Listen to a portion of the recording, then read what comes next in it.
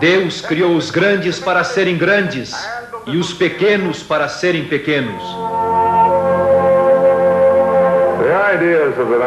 As ideias dos capitalistas do século XIX não encorajavam muito a noção de igualdade, de comunidade. Os donos de terra ficavam ricos e os que trabalhavam na terra já pobres ficavam ainda mais pobres. Os que trabalhavam em fábricas permaneciam naquela benéfica pobreza que significava uma vida dura neste mundo, mas garantia uma vida tranquila depois da morte. E isto amparava espiritualmente muitas pessoas. Uma carvoeira inglesa, segundo dizem, escreveu a seguinte frase para seu túmulo: "Não lastime a minha sorte, meus amigos. Não chorem por mim, porque não vou ter mais nada para fazer daqui por diante." Já os ricos do século passado, ao contrário, prezavam mais os prazeres deste mundo. Não há dúvida, eu creio, de que foi o dinheiro que levou as pessoas a encararem este mundo de um modo mais positivo. E um pouco de cálculo também. Sendo rico, existiria sempre aquele terrível buraco de agulha pelo qual você deveria passar antes de chegar ao paraíso. Melhor então aproveitar a vida agora.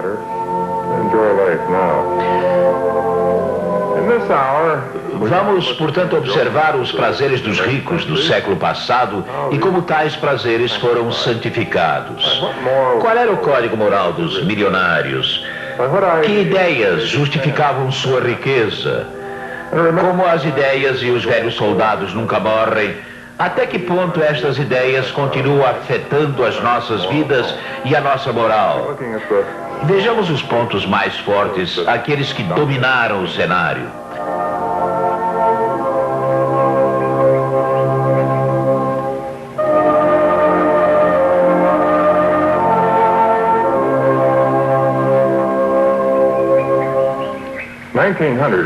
O ano de 1900 foi muito bom. Edward Bowen, o magnata do carvão da Pensilvânia, estava construindo este castelo em Newport. Andrew Carnegie, com suas usinas de aço, faturou naquele ano 25 milhões de dólares antes do imposto de renda. Mas na época não existia imposto de renda. Por trás desta riqueza estavam ideias que a justificavam.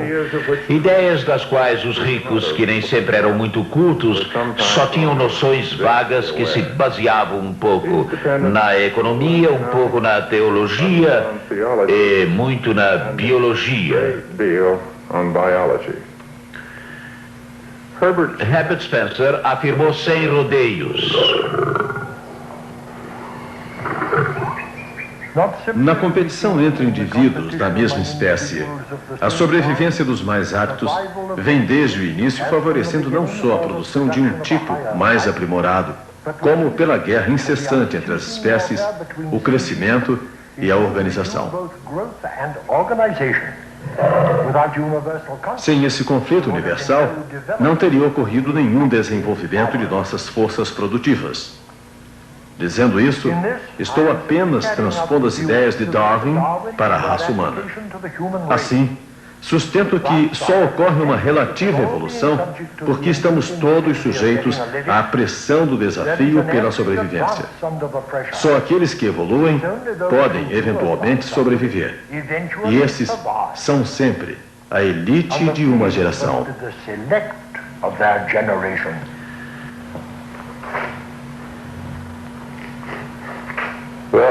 Os primatas mais evoluídos deste Museu de História Natural, ao contrário das lesmas, caramujos, dinossauros e mamutes, conseguiram sobreviver. Eles são o resultado da seleção natural dos mais fortes das espécies, os mais bem adaptados ao meio ambiente, e por isso sobreviveram. Essa mesma força e capacidade de adaptação foram usadas para explicar por que algumas pessoas sobreviveram em termos financeiros, ficaram muito ricas. Uma das peculiaridades dos ricos é que, embora estejam sempre em evidência, raramente eles são estudados. Assim aconteceu no século passado, assim é até hoje. Muitos pesquisadores foram, no entanto, às favelas observar as condições de vida dos pobres. Por que seriam eles tão pobres? Seria falta de ambição? Seriam eles explorados? Seria essa a ordem natural das coisas? Cada uma dessas explicações teve os seus defensores. Muitos estudaram também o modo de vida dos pobres, como moravam eles, o que comiam, quais as suas diversões, e com a descrição que a época exigia, como eles procriavam. Os ricos, ao contrário, foram excluídos de tais pesquisas. Eles servem de temas para romances, jamais para um estudo social. A pobreza foi estudada. A riqueza, embora seja uma exceção, foi sempre considerada normal. Tal como o esqueleto, ela é o resultado de um processo natural.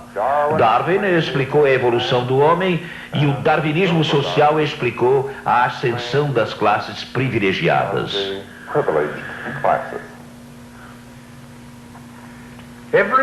Todas as espécies de organismo, inclusive o humano, estão sempre se adaptando às suas condições de vida de forma direta ou indireta.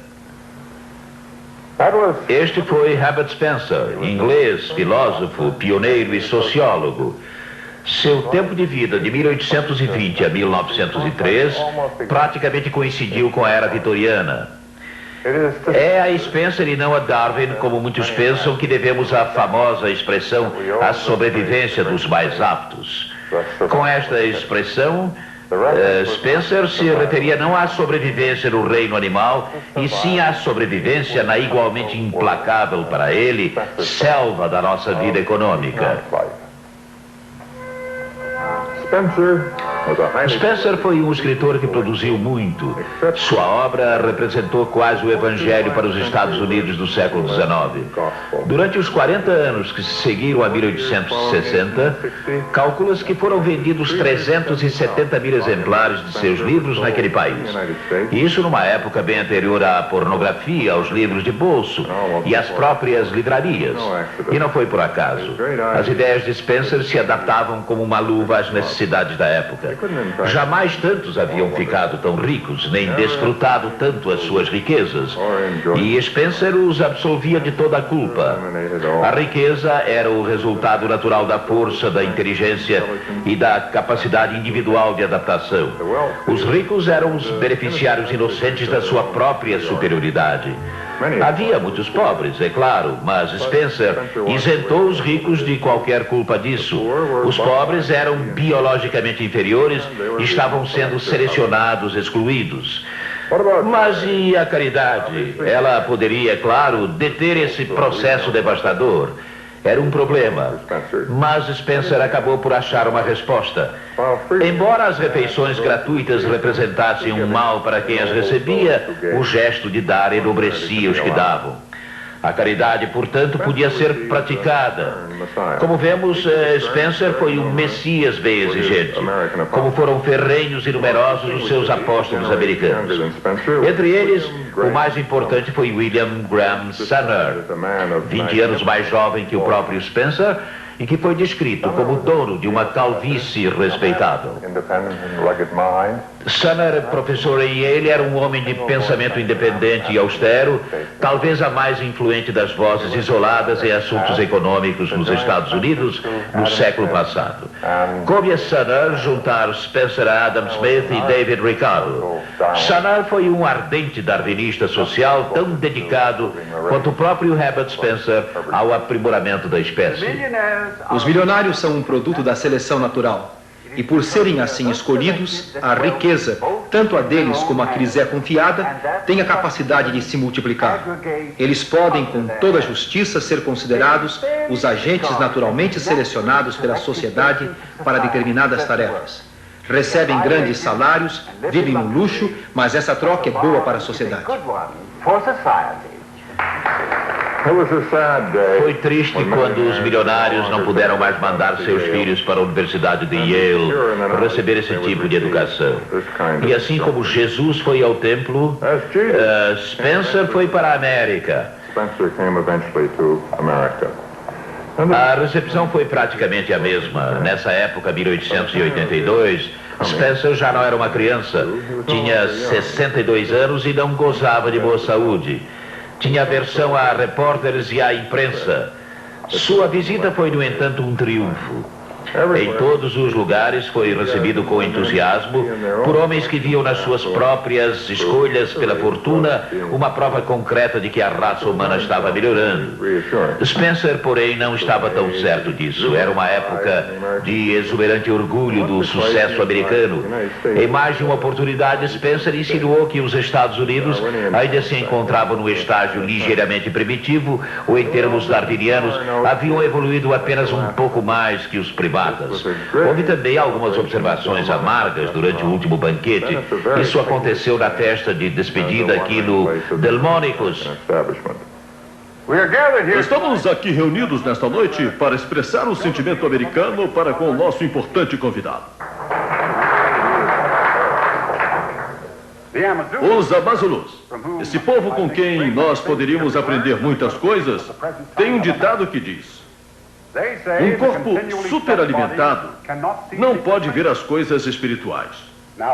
E pelo que eu conheço dos senhores aqui presentes, sois todos donos de corpos muito bem nutridos. Presentes políticos, acadêmicos e até teólogos, Carla Schultz disse que se os livros de Spencer tivessem sido bem lidos pelos sulistas, jamais teria havido uma guerra para manter a escravidão nos Estados Unidos.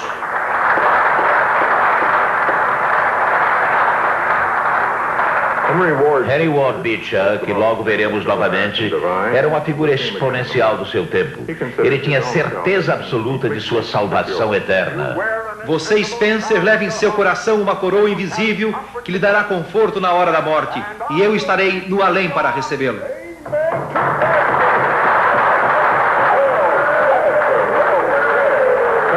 Spencer, por seu lado, defendeu o seguinte princípio que surpreenderia qualquer operário que o ouvisse.